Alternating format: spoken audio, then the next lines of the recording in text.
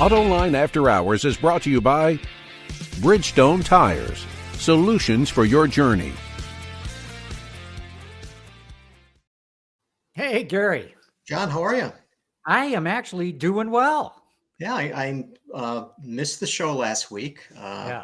And you had a great show with Sam Fiorani and Dan Neal, and it was quite fascinating. And so Sam got the opportunity to do a thing in history. So I'm gonna do it. So go back to it. So we're gonna be talking about loyalty on the show today. Mm-hmm. Loyalty to brands, loyalty to models, loyalty across the board in the industry. Okay, so on March 2nd, 1966, the millionth instance of this vehicle was produced. 66 millionth. So I'm going to guess Ford Mustang. You're absolutely correct. Now, okay, so when I saw that, I have to ask you, okay, because the car was introduced in 64, right? Correct. In April of 64, the car was introduced. Okay, so right. So in less than 2 years, they made 1 million of them? I want to say in the first 12 months, they made, if I remember right, and this is why I guessed it was the Mustang, 440,000 is the number that I remember, the first 12 months. So, I mean, yeah, they lit the fuse and that thing just went.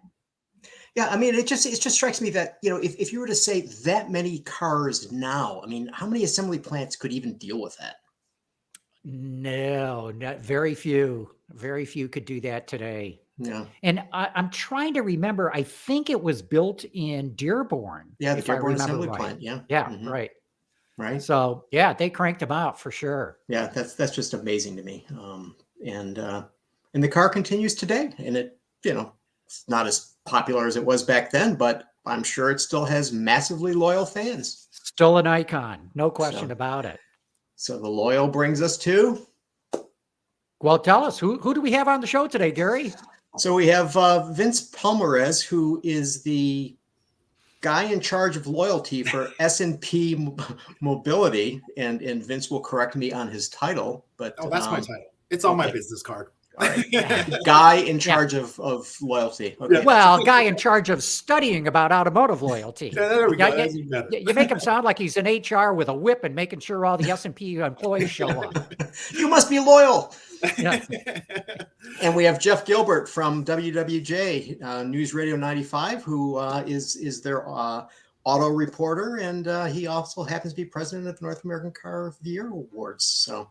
Yeah, and I've been at the station for 33 years, so I guess that shows some loyalty, or maybe nobody else is interested in me one of them. That's a good record. So Vince, S&P Global Mobility came out with its annual study. Give us the top line, and then we're going to go down all the way to the bottom.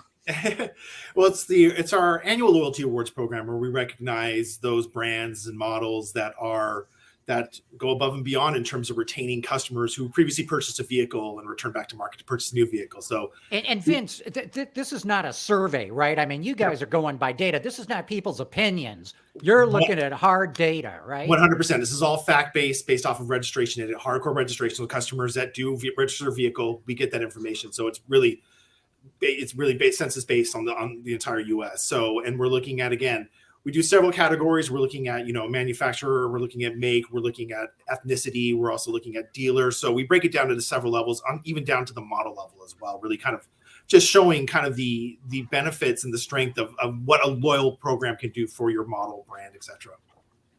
Yeah, and I mean, the numbers that jumped off the page is like Tesla just about cleaned up in so many other categories.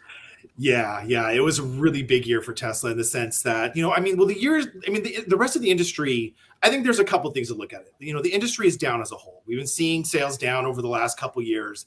And on top of, if sales are down, the amount of volume of customers returning back to market to purchase a new vehicle is going to be down as well. And so that caused a little bit of an impact to some of the more traditional mainstays in loyalty, a lot of your domestic brands, which traditionally have higher loyalty. So that impacted that, but I can't discredit what Tesla did. I mean, Tesla had a very strong year in terms of loyalty, 65% loyalty. Their customers remained loyal to the brand after previously purchasing a vehicle, which is... And put that number in perspective, because, 65%, yowza. Yeah. So the average loyalty for the industry this year was about 50%. And that was actually, unfortunately, that was like the lowest that it's been within the last 10 years.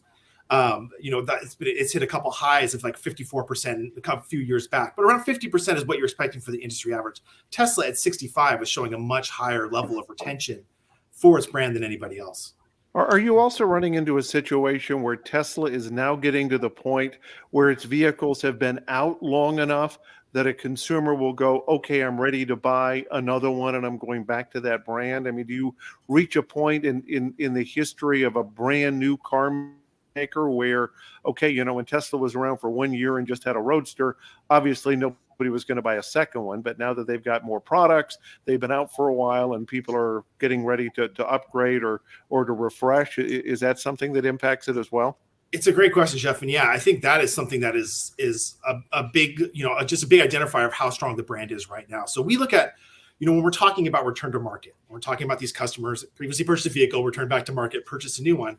Another key indicator of strength of a brand is return to market timing. So how quickly after you purchase a vehicle does it take for you to return back to market to purchase another one? And when we're talking about the industry as a whole, the industry as a whole is around 38 months. It takes about the average household about 38 months to return back to market to purchase another vehicle. Now, some of that is leasing. Obviously, leasing around the 3-year mark really kind of drives that number. But with Tesla, we're seeing the average customer return back to market to purchase another Tesla around 28 months. So significantly shorter than what the normal average customer is. When you break that down by finance type, when you look at lease versus purchase, you would expect the lease number to be lower and the purchase number to be higher because you're secured to a 5-year loan or even longer. That's not the case. Those purchase customers are actually returning almost 2 months faster than the lease customers are. So they really are. Oh, go ahead, John. Sorry, John. Well, why is that? I mean, supposedly with over-the-air updates, your car just gets better with age, blah, blah, blah, blah, blah. Yeah. And that's the reason to keep it. Why are these people coming back after only a couple of years and buying a new one? So, I think the big drivers of that were, I think that there was, one, the strength of the brand. I think a Tesla buyer, once they purchase an EV vehicle, I think it creates, they like their EV vehicle and they want to come back in the market for another one. I think 2 big launches for Tesla within the last 5 years were Model 3 and Model Y. Adding more of a compact utility vehicle as well as, more of a compact sedan relative to the Model 3. The Model 3, the Model S, the Model 3, was at a relatively good price point to bring in a bunch of new buyers. So once they brought that in and then introduced the Model Y afterwards, I think the need to kind of, hey, I want that Model Y. I already have my Model 3 and potentially have a charger within my household. Hey, I'm going to go ahead and go for the compact utility, which, as we've talked about in the presentation a couple of days ago, compact utility segment is the most popular segment in the industry right now. It attracts the most loyal buyers. It also attracts the most conquest buyers, so new buyers coming into the segment. So really coming out, striking while the iron's hot with 2 popular cars.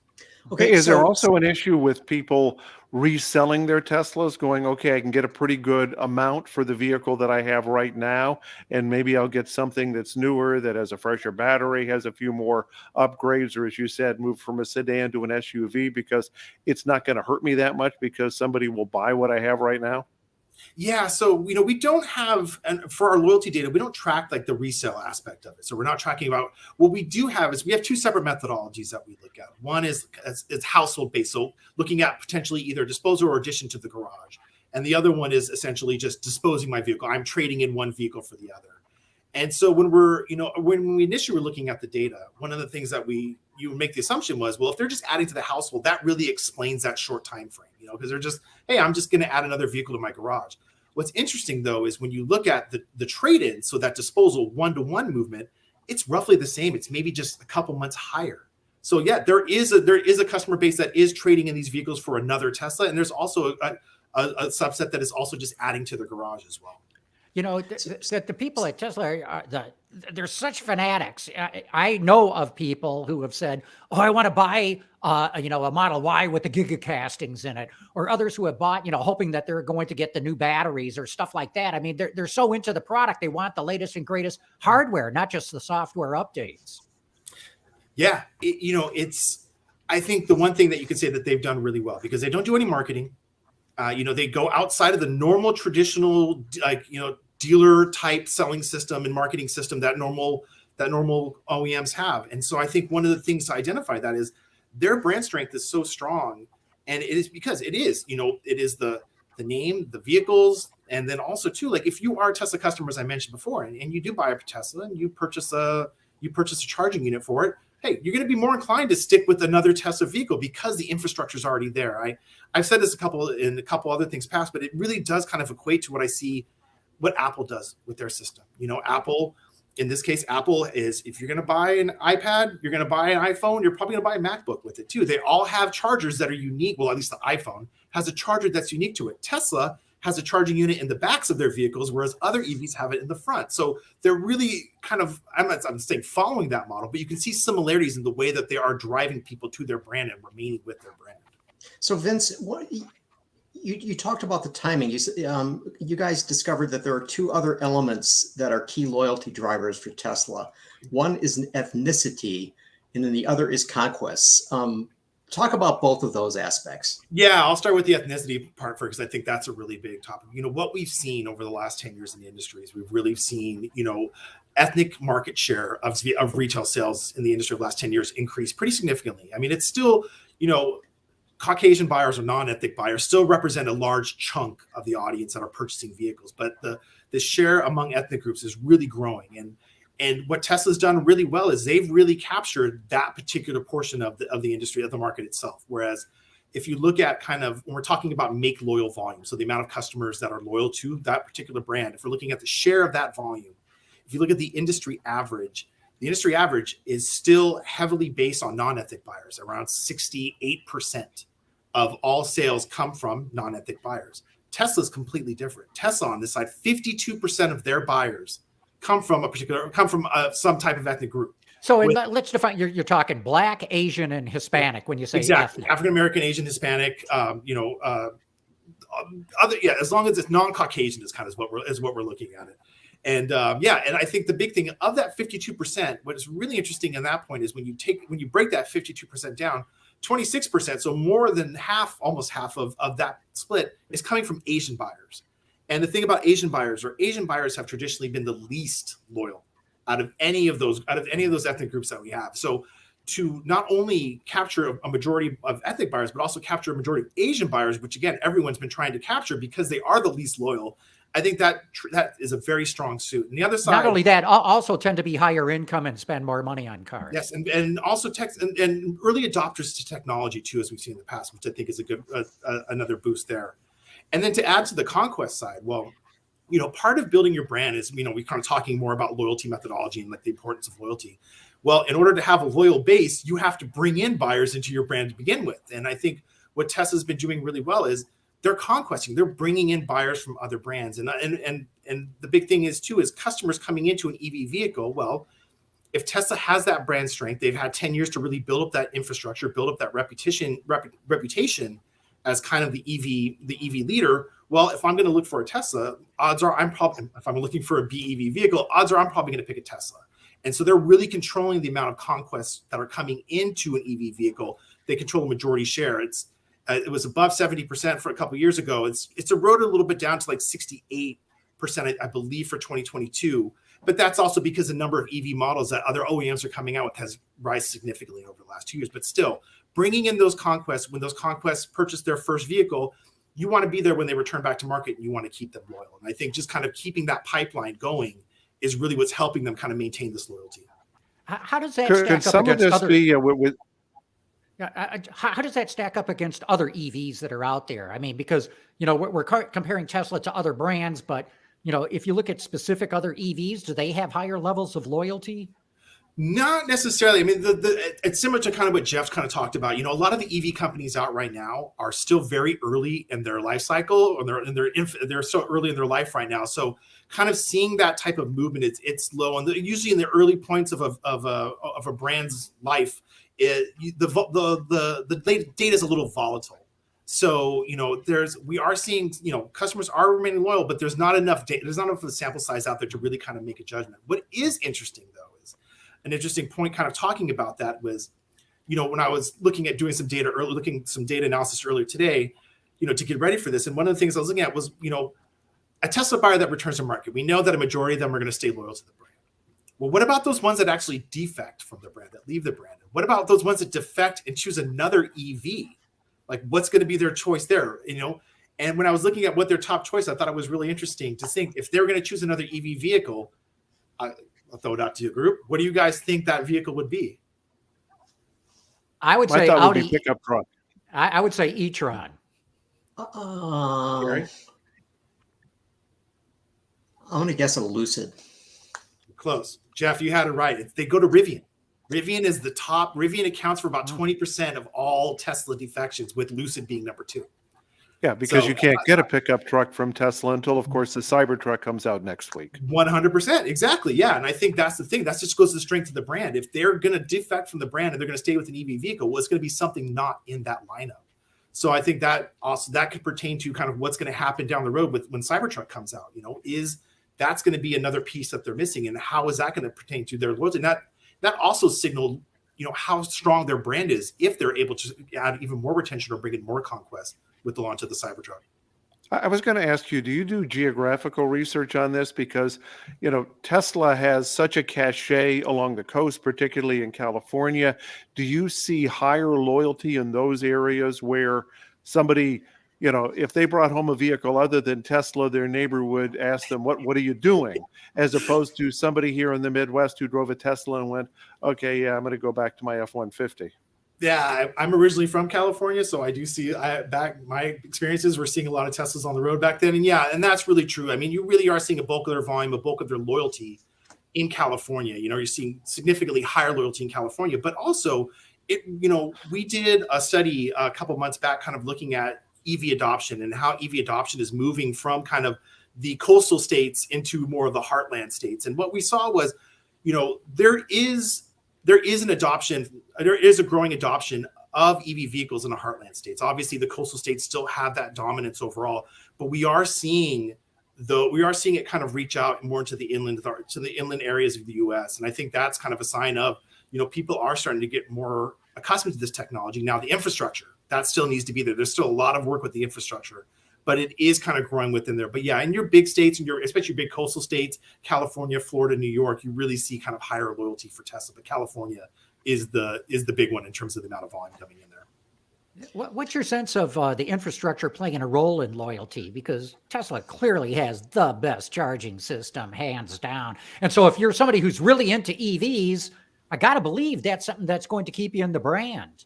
100%. That having that ability, looking back when in the early portion of the EV side, when we had Leaf, was kind of one of the first ones to market along with, Tesla, range anxiety was a big thing, and it still is a big thing. And I think that one of the things that makes customers hesitant to fully move on to an EV is, hey, I feel that I'm worried about my vehicle running out of mileage, which even though, battery lifetime is getting up to like 200 miles and above right now, which if you have a 200-mile commute that you're really worried about in a day, that you're really worried about that EV dropping, I mean, I don't know about you might rethink that career, but still though, I think range anxiety still exists. And I think one thing that Tesla has done really well is really built up those charging stations and making them ready available, California being significantly available. But coming out here, they are trying to make sure that it's stretched out all across the U.S. and having that kind of comfort and knowing that there is more, there's a number of Tesla chargers that I can go to help, charge my vehicle, I think adds another benefit in terms of making me reassured, making me want to remain with that brand. Vince, we've sort of talked as though we know the answer to this question, but I don't know that we do. What is the value of loyalty to an OEM brand? It's pretty significant. I mean, in the sense, when you're looking at an OEM in terms of, there's investing billions of dollars in terms of research, development, advertising, marketing, all that stuff, incentives, and keeping that network.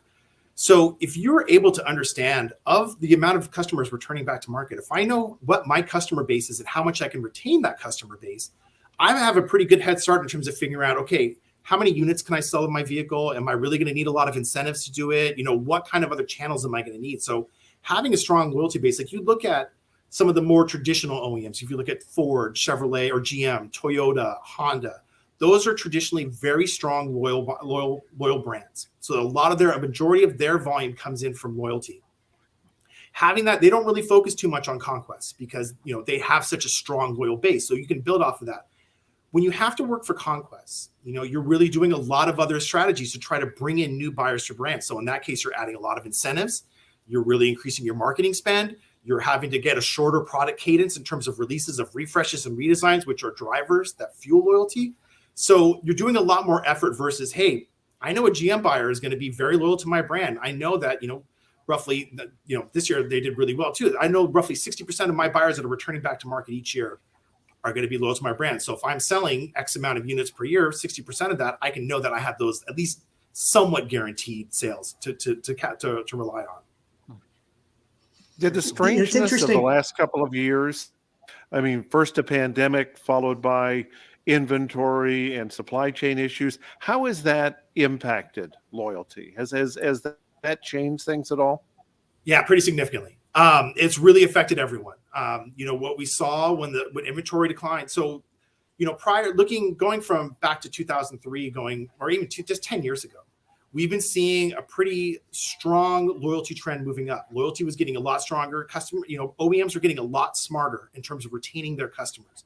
One of the channels that we saw, as I mentioned earlier, leasing is one of the strongest ways that you can retain a customer.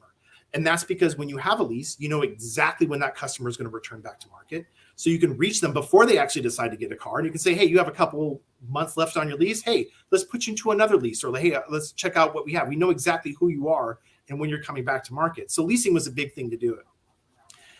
When the pandemic hit, obviously that kind of threw things in a nosedive in the sense that inventory was short, incentives pulled back. So incentives is another traditional way of kind of attracting buyers. And then leasing also dropped as well. So some of those normal channels that OEMs were reliant on to bring loyalty in was away from them. We've seen it. A lot of the big OEMs, again, like those ones that I mentioned, Honda, Toyota, GM, Ford, have actually seen loyalty declines over the last couple of years because they don't have the availability to offer the products that customers want. And what we've seen is, customers are loyal. They're loyal to their brands. But if that supply is not there and I need a car, I'm going to go look elsewhere. And that's really what happened last year. And what we saw this year, at least in the case for GM, was as in the second half of 2022, as GM's inventory improved, those customers came back. So they're ready to come back. So the assumption would be is as inventory levels get back to more normal levels, you would expect customers to kind of go back to their traditional brands. We may start to see some of these loyalty gains that were lost over the last couple of years. Well, we should mention, you've mentioned General Motors. We should point out that, we talked a lot about Tesla, and Tesla was, the overall loyalty to make. But in terms of overall loyalty to manufacturer, which is a big award, that was General Motors. Yeah.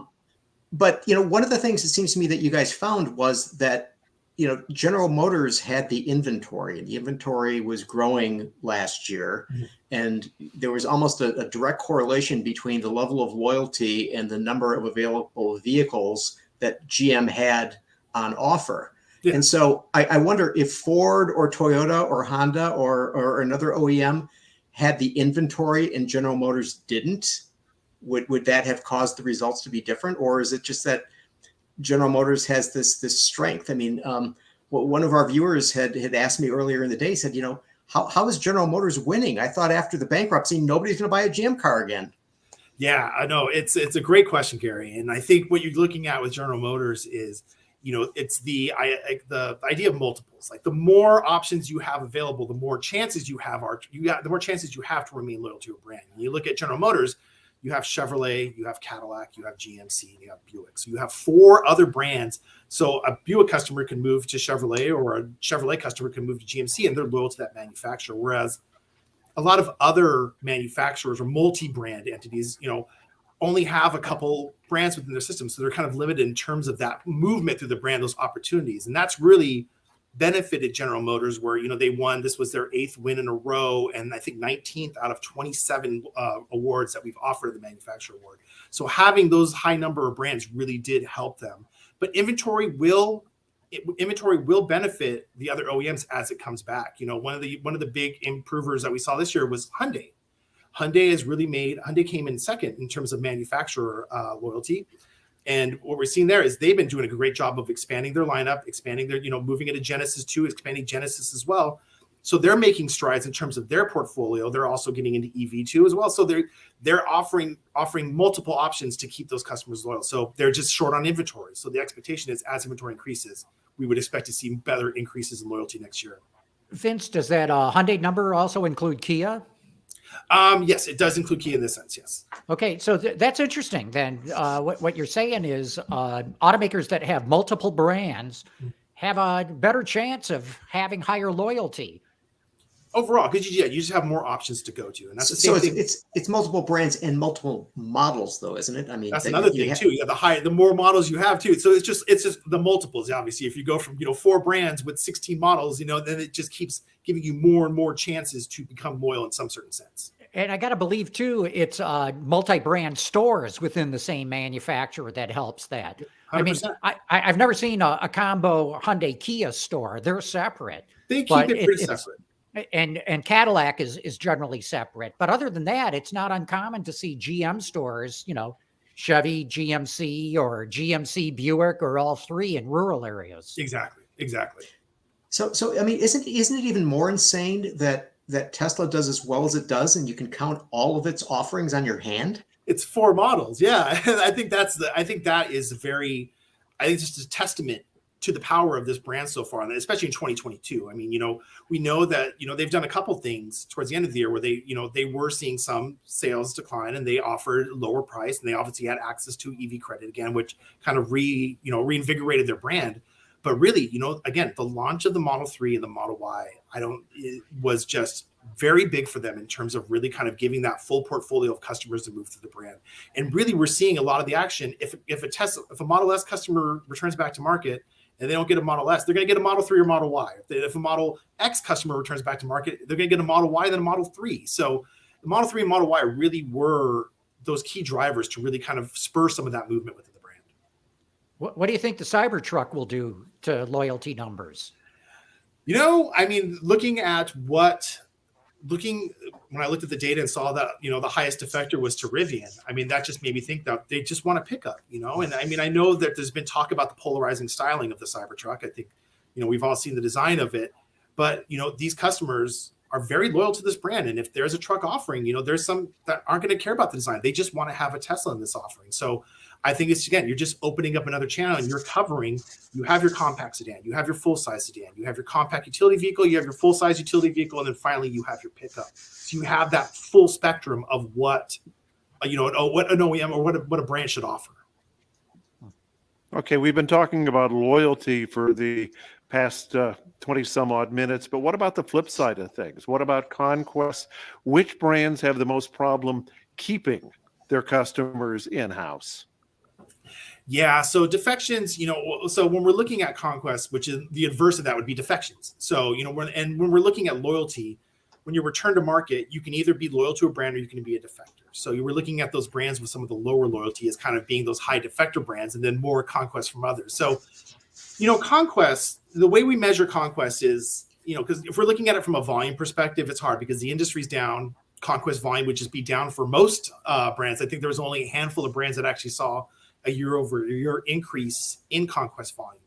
But when we're looking at conquests, we also have to factor in defection. And one of the ways that we measure that is what we refer to as our CD ratio. So conquest defection ratio. Anything above 1 means you're bringing in more customers than you're losing. So what we tend to see with that is we're seeing those brands. We're seeing, Subaru, Hyundai, Kia are some of the top brands that have those CD ratios above 1.0. So they're bringing in more conquests more than they're losing. The domestics, and then to a lesser extent Honda and Toyota, are brands that we see in this sense who have that strong loyalty base. So they're not focusing as much on conquest. So when we see them and we're looking at that CD ratio, they tend to be below 1 just because they have such a huge loyal base. They don't really need to rely on conquest that much. What you're seeing is some of the emerging brands, like the Koreans, Hyundai, Kia, and Subaru, Mazda are another brands that are really more reliant on conquests. Because I mentioned earlier, you want to find a way to build that pipeline. Conquests are the way to do it. Now, the next thing is really focusing on once you gather those conquests, it's really all about trying to retain them when they return back to market eventually. So that's been some of the trouble with some of those brands in previous years where we're seeing Honda, Kia, Subaru really make an effort in terms of improving that. But, Mazda is still another one that's really reliant on those conquests to kind of really funnel their sales pipeline overall. Hey, look, we're at the half hour point. We should take a quick commercial break. But when we come back, Vince, I want to ask you about the one category that we knew Tesla had no chance of winning at all. But first, a message from our sponsor. Ooh. How do Bridgestone tires stop shorter on wet roads? It's their HydroTrack technology. But you don't have to know how the science works, just where the brake is. What really matters is their Bridgestone. All right, we're back talking about loyalty, and I had teased that next segment up. The one category that Tesla had no chance of winning at all was most loyal to a dealer. Yeah, they don't have a traditional dealer network. And we should point out Subaru won, yeah. Yeah. So what is Subaru doing so different at the dealer level? Or did it just win by default because everybody else was worse? No, I mean, the industry's down as a whole, inventory short. So again, you're going to go to where you want. And traditionally with, when a customer is shopping, they have so many different options. Even if you live in a big metro area, you're going to have multiple dealerships within roughly 15, 20 miles of where you're at. And so when we're looking at dealer loyalty, we're tracking not only your loyalty to the brand, but your loyalty to the dealer as well. So the ability of a dealer to, retain those customers, I think is a testament to the strength of the power of them to have a relationship with those customers. And Subaru, what we've seen is, Subaru, this year in terms of their dealer, not only led in dealer loyalty, but it led in the states that you wouldn't really expect. Obviously, we don't think, Pacific Northwest, that would be their primary strongest segment.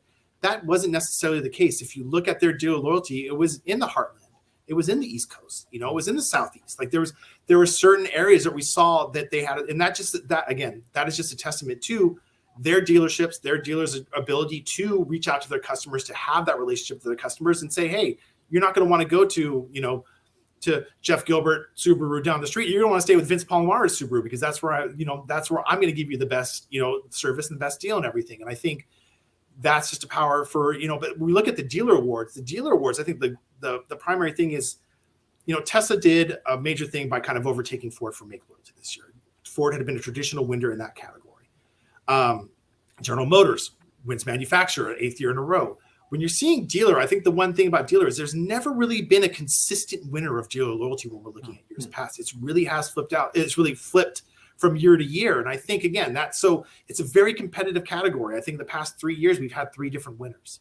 So I think to be fair to the audience, John mentioned this category. We should say what all of the categories are and who won them. So GM got the overall loyalty to manufacturer. We just mentioned Subaru overall loyalty to dealer. Now we'll do the long run of Tesla wins. Ethnic market loyalty to make, overall loyalty to make, most improved make loyalty, highest conquest percentage, alternative powertrain loyalty to make, and the final category is most improved alternative powertrain loyalty to make, which Mercedes won. Explain that one. It's a lot of words. So when we're looking at the alternative powertrain loyalty to make, I think, as I mentioned earlier, what we've been really seeing over the last several years is we've been seeing a lot more EV adoption among the industry. So I think we want to recognize that as we start to see this powertrain really come, or this fuel type really come into more prominence in the industry. So we wanted to recognize those brands. Obviously Tesla, they're a full EV lineup. So obviously they're going to have, majority of that share of customers coming in. But what the alternative powertrain loyalty to make award is recognized is those customers who previously purchased either a hybrid vehicle or an EV vehicle from a brand, returned back to market and purchased another hybrid or EV vehicle from the brand. It's not just brand loyalty. It's their loyalty not only to the brand, but their loyalty to the fuel type as well, or the powertrain. And so the most improved is just really kind of looking at that year over year change in terms of how much loyalty did they increase. Mercedes offered the EQS 2022, which is a big success for them. And that really helped them win the most improved award. Hey, so what role do dealers play in this? I want to go back to that because, for most consumers, their experience with a brand is via the dealer. Mm-hmm. And so many people, if they have a bad dealer experience, they blame the car company. They blame the brand for their bad experience. And I'm wondering, is it possible that Tesla has done so well because it doesn't have any dealers? That, I mean, I don't have the data. I don't have the survey data to back that up, but that is something that they have a different type of experience. It's more of the boutique experience where you're going to, instead of going to like a big, large dealership where there's a ton of cars, you're walking into a boutique in a mall or a store, where, there's just 2 cars there and there's just a couple salespeople and they're talking to you.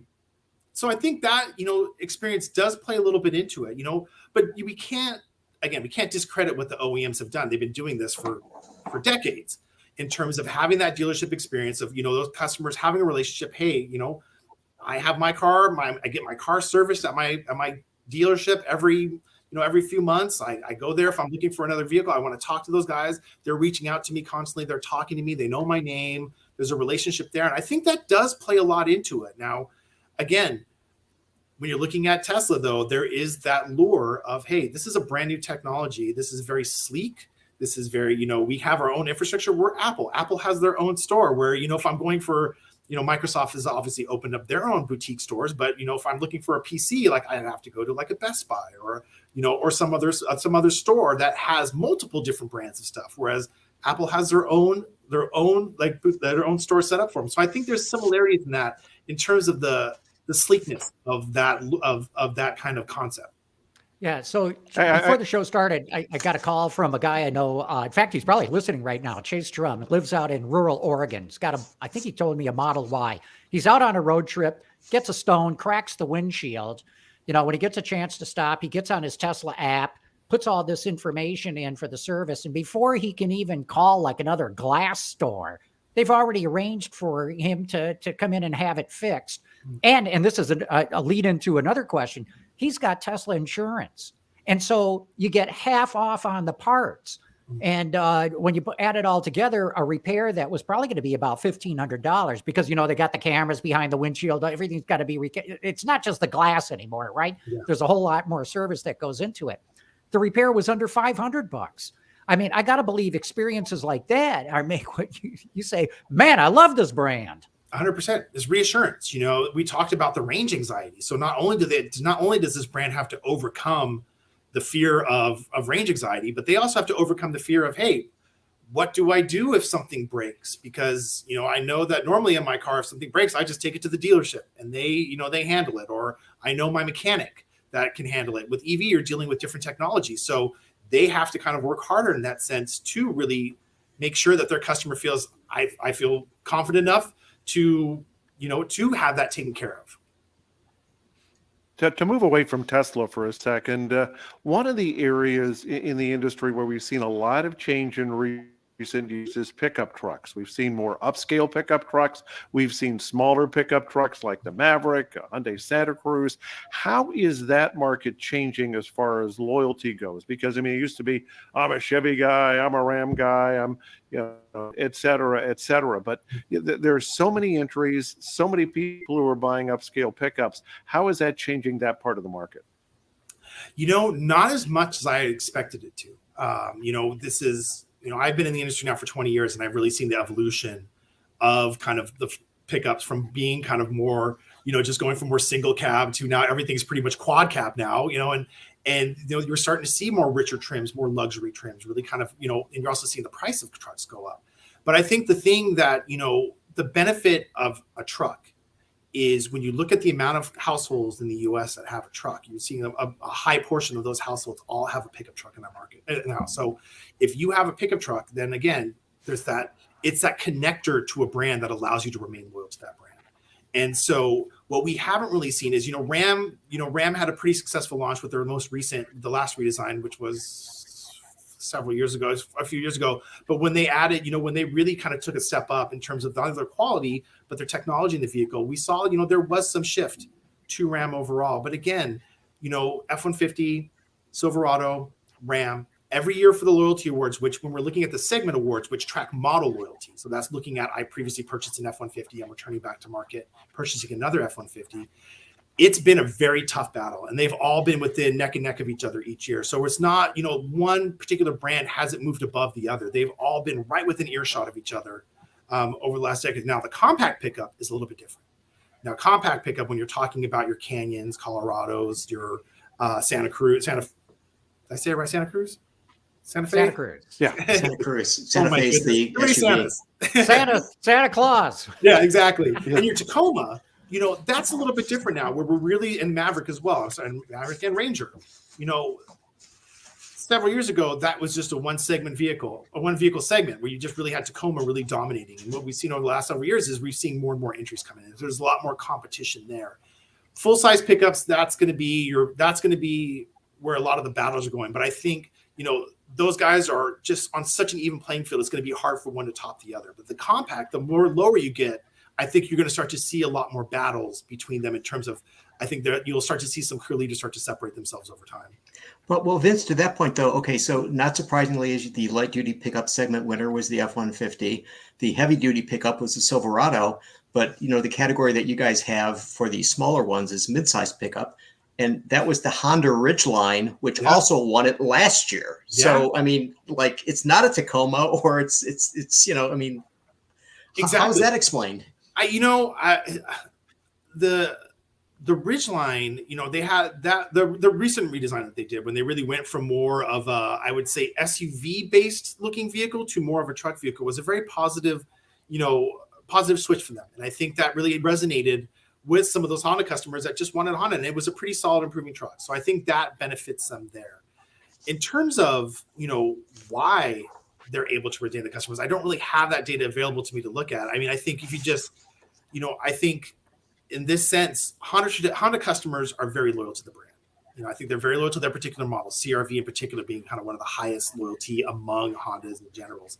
And I think those customers that, have purchased a Ridgeline are very favorable of that vehicle. And they have a very, I wouldn't say cult following, but they have a strong following that comes back and, hey, I like this vehicle enough. I want to purchase another one because I want to stay within the Honda family. And I like this. This is exactly what I need. I don't need a bigger version. I don't need a stronger vehicle. What I like is what this Ridgeline offers. At the other end of the spectrum, then your data also showed that the higher the household income, the less loyalty that there is when they come to buy a new car. What do you think's going on there? I mean, so we're looking at stuff. We're looking at stuff from a household perspective. So we're looking at additions to the garage and additions to, versus kind of just I'm giving up my vehicle one for one. If you have that higher income, well, you may want to get, you may want to have a pickup from Chevrolet, but hey, I might want a luxury car.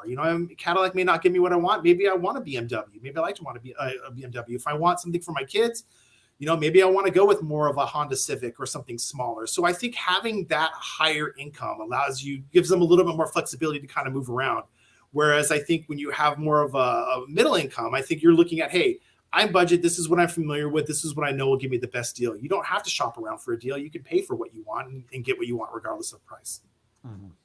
So Vince, going back to the segments, you guys wrote, when returning to market, segment model winners not only show a higher loyalty to previous model, but they also migrate less through the brand. So I wonder, does this mean that the buyer of a Dodge Challenger or a Chevy Bolt, both of which were category winners, does this mean they stick with those vehicles the next time they go to market? And what happens when those two cars go away? Yeah. So a couple of things first. When we're talking about model loyalty, we're talking about the difference between model and make. Model loyalty is always going to be lower than what make loyalty is. If your make loyalty is around 50%, your model loyalty is going to be on average around 30 to 35%, roughly almost half of what your make loyalty is. So you're looking at a much smaller sample size. So you're seeing a lot of defections overall, but to retain that, and we're looking at Dodge Challenger and we're looking at Chevrolet Bolt, they are in the high 30s in terms of their model retention. So, there is a core following that, hey, I love my rear wheel drive, Hemi vehicle, and obviously the Challenger offers so many different variants of it. I think that also allows the collectability of it. And on the Bolt side, it's a small compact EV vehicle for Chevy that has great mileage, great range. And so, Chevy at this point doesn't offer a number of other models, other different variants of EV vehicles. So, hey, if I want another EV vehicle and I like Chevy, I'm going to stick with that. Now, when those models go away, that's going to be a different story, in that sense. That's probably where we'll see what, was it the lure of the brand? Was it the lure of the powertrain? Or was, unfortunately, what we're seeing is the kind of, we're seeing the, what's the word I'm looking for? we're seeing kind of not necessarily the end of the full-size vehicle, but we're seeing a lot of OEMs move away from more full-size sedans, more rear-wheel drive sedans. So to think of, once the Dodge Challenger goes away, if there's not a lot of options, it's going to be interesting to see, well, what's going to be the next? Maybe they might search an EV because they like that power, they like that ability of what that vehicle can offer. They may want to go to turbo. It's not really, it's hard to predict kind of what they do once something goes away. So, I think it's a testament to the power of those models to keep those customers in. But yeah, when they move away, it'll be interesting to see kind of what the next popular thing will be for them. But would they still stay within Dodge or Chevy, or would they likely go somewhere else? So, Gary, I haven't done the research in terms of discontinued models to see kind of what that move. I think it's an interesting study, and I think it's something that I would definitely want to look into. And, I may talk to Tom about this when we do our next quarterly webinar. That may be a little topic to kind of look into, to delve in, because I think it's a good point. And I think it's something that we don't think about enough, because again, we haven't really seen too many models being discontinued. We are seeing, some of the mid-size sedans go away. And one of the things that, this is older data, but when Fusion was being discontinued, I think the heightened brand was, what was going to happen to those Fusion companies? Now, granted, this study I did was about 7 years ago, so this data is old data. But just kind of looking at what those customers did at the time, and what we saw is, when the announcement was made, we're looking at those customers that returned to market. Yeah, a good portion of them, weren't really reliant to the body style. They did stay with Ford. They shopped for another Ford in the lineup. There was that aspect of, hey, what was going to be that potential for Accord, for Camry, for Altima to capitalize on with this loss of Fusion. And it wasn't necessarily as high as we thought it was. It was actually very low. The rest of those buyers still remain loyal to the brand. Now, granted, that was 7 years ago, so the things could have changed obviously between then. But yeah, I think, to answer your question, there could be an inclination that they would stay with the brand. But yeah, I think that's something definitely to look at possibly with our next quarterly webinar. Your data also showed that people who buy hybrids are less loyal than people who buy pure ICE or BEV vehicles. Is that because they're going to a different hybrid, or are they just saying, I don't even like the way these things drive, I'm going with something else? Yeah, I think the hybrids I feel bad for the hybrids, because I had a hybrid a while back. And I think, when 2008 happened, I think what we're seeing when we look back to 2008, when we saw the gas prices shoot up to the roof, and then we saw, the Prius was when everyone talked about hybrids, they didn't say I have a hybrid. They said I have a Prius. There was a lot of power in that name, and they captured a lot of market share, to the point to where they were kind of the de facto hybrid on the market. Other brands were slow to adopt more hybrid technology. And I think what happened was that just kind of got lost in the shuffle, because then shortly after hybrids came out, then we started to get, we started to creep over to the EV territory. We started to creep more into plug-in hybrids. And now EVs have really kind of taken the dominant story in the industry in terms of alternative powertrains. So I think some of it is just kind of the way that the lateness in terms of other OEMs to really capitalize on the technology. Another thing was, after the gas prices went up, we've been in this industry for quite some time. We know that blips on the radar are blips on the radar. Eventually things are going to return back to normal, and actually gas prices shot back down pretty fast. And so once that happened, the lure of going to that technology wasn't necessarily there anymore. So I think that kind of impacted them. Whereas EV, depending on what you feel like, we know that EV is clean technology. We know that we need to start being less gas reliant. We know that the government and everyone else are investing in these clean technologies.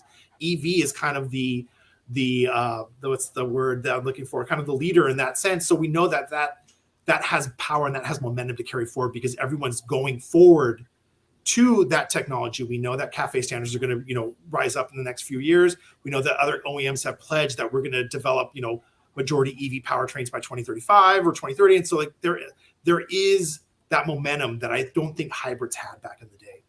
Yeah, I wonder if it's the way they now, drive. Sorry, go ahead. Oh, I was just going to say, as we see more EVs hitting the market and more brands, and we're just going to see more and more, every year going forward, does that have a potential to upset the traditional loyalty paradigm? And, if we're talking 10 years from now, could things potentially be very, very different? Absolutely. Just this year, we've seen the number of EV models double from 2 years ago. And as we've seen those numbers double, we've seen an erosion in Tesla's share of those conquests coming into that powertrain. So, if they offer the good models and the more models they offer, that's, I think, will potentially give them an advantage in terms of retaining those customers into another EV powertrain if they have that available in their lineup. I think Tesla really has built up that foundation, though, and I think that's what's really going to be hard. Again, we talked about the launch of the Cybertruck. Even though they didn't offer it, even though they didn't announce it yesterday, there is a potential for more of a value-priced, smaller vehicle that they're going to offer in the next few years. That's something that can make that, it's really going to see what Tesla does going forward in the future to potentially either benefit them to make those customers sticky with their lineup versus, the other OEMs catching up and offering, another of other alternatives to really kind of keep those customers within their brand. And I think, we look at the investor call yesterday, they really focused more on, the sustainable energy and really kind of being that power company, not necessarily more of the brand stuff. So I think the next big thing is, well, what are they going to do next in terms of models? I know they said that they're going to offer a minor refresh to the Model Y in terms of exterior and interior design, which is something that brand hasn't done in a while. Now, one of the things that has really benefited Tesla overall is the fact that they have a very appealing design that has aged very well.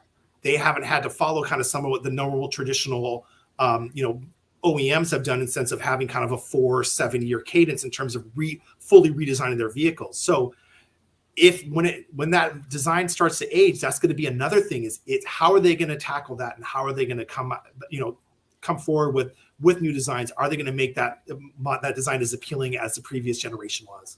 They don't have to, because Elon said yesterday. I'm not even just talking about. I was just going to follow up. I'm sorry. I wasn't talking just about. We're both together. Okay, go ahead, Gary. I was going to say, Elon said yesterday they have infinite desire for their products, so they don't have to worry about any of that.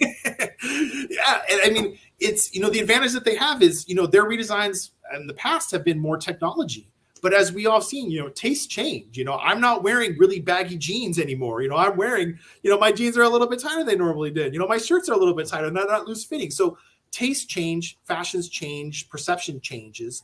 And I think over time, maybe people won't want to see things so bulbous. Maybe they want to see things more angular, more rigid, like the Cybertruck is. So, that's what I think that's going to be the true test. But you're right, Gary. I mean, right now, for the last 10 years, it's really benefited them because that model is very sleek.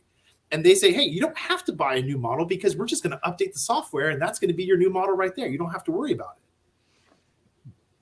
Yeah, and my follow-up question was, taking it beyond Tesla, does it have a chance, will Toyota buyers look at a GM EV? Will Ford buyers look at a Hyundai EV? I mean, does that have the ability to upset the loyalty apple cart among the mass market brands as well? Yeah, it really is. It's the product that you're offering.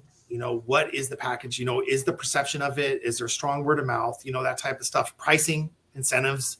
Those are going to be factors that are really going to play into it. Range anxiety again that we're talking about. If I'm offering a vehicle that has 500-600 mile range and is just is better than the competitor, hey, I might be more inclined to do it. And it's also $3,000 less. Hey, I might want to move to that. So it's really going to be not only the design, the performance, but it's also going to be price and what you can offer. That's really going to be, and those are just traditional channels that OEMs are using now to conquest from other brands too. So that's just really going to having that experience and bringing that model into once more EVs are available is going to be a very important play in terms of trying to capture other competitors. Well, look at what EVs have done for Hyundai and Kia. It's been amazing. Mm-hmm. A few years ago, if you had said those brands are going to be selling $60,000 cars, we would have said they got rocks in their heads. Nobody's going to buy them. And they would not if they were ICE vehicles. But being EVs, and terrific EVs at that, Hyundai and Kia have not only greatly boosted their brand image, it's opened the door to conquest that they could never have gotten with their ICE vehicles. Absolutely. I mean, if you look back and, going back in, again, 20 years in the industry, you look back at what Kia was Kia and Hyundai, both prior to 2012. I mean, those were budget vehicles that, if you're driving them around, the perception was like, well, it's not really the greatest car, but it gets me from point A to point B. And then 2012 with the launch of the Sonata, and then eventually the Optima, really changed, and the Elantra as well, really changed that brand. And they've just been on a tear ever since with their designs. Not only are their designs sleek, their technology is strong, they offer at a good price, and they've also been really early into hybrid and EV technology too. So again, the earlier you are in getting into this technology and the earlier you are to develop it and get it out in the market is really going to help you kind of going forward versus you want to play, you don't want to play from behind, because when you're playing from behind, you make more desperate moves. And I'm not saying that these OEMs are going to be desperate, but you're just kind of working, the clock's ticking, and you really have to kind of make sure that you hit it out of the park versus if you're starting earlier and you're really developing it, you kind of have that basis to make some mistakes and eventually evolve from there. So to the point of the traditional OEMs versus the up and coming OEMs, I mean, you mentioned Rivian before, and it just won a JD Power Award for owner satisfaction for the R1T. And, in the dominance of Tesla in the results of your loyalty awards, what is the message for the traditional OEM guys? I mean, what do you think that they need to do in order to maintain relevance going forward? Yeah, I'm not a marketing expert. I'm a data guy. I'm a film major. I can talk to you about film all the time. That's where my expertise is. But if we're looking at it from a data perspective, I think one of the things that you can look at, and we're not even a data perspective, when we just see kind of through the data where these customers are going to, and you read in the news, you read about how Rivian customers really love, they're having issues in terms of providing these vehicles, but those customers that get those vehicles really love it.